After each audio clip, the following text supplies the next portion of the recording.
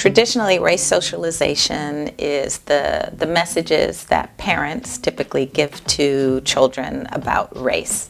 Black parents have been studied the most when it comes to race socialization, and ethnic socialization is a term that's used when other families of color, other parents of color have been studied. With most of these, there are different ways in which parents may socialize their children to race.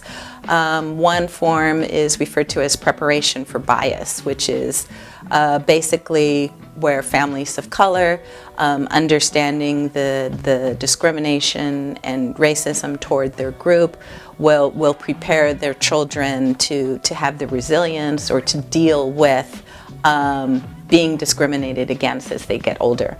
Another form is referred to as cultural socialization, which is very common for young children, and that's essentially where parents will expose their children to the positive traditions or cultural aspects of their racial or ethnic groups. Another form is preparation for mistrust, which, unlike the previous two forms, is actually found to be somewhat detrimental for children.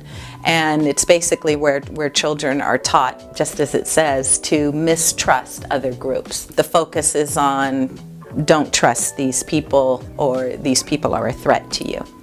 And for any child, regardless of color, that's found to be a somewhat negative or destructive way in which to go through the world.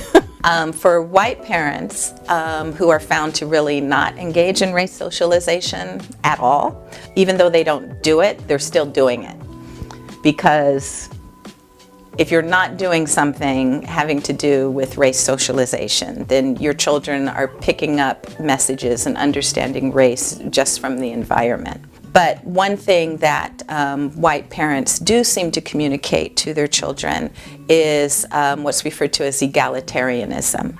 And it's essentially that all people are equal. Another stance is sort of the colorblind stance, where there's an attempt to try to teach a child that they don't see color. The approaches are not successful in the sense that they teach what I think is a fallacy. Society is not colorblind. Society is also not egalitarian.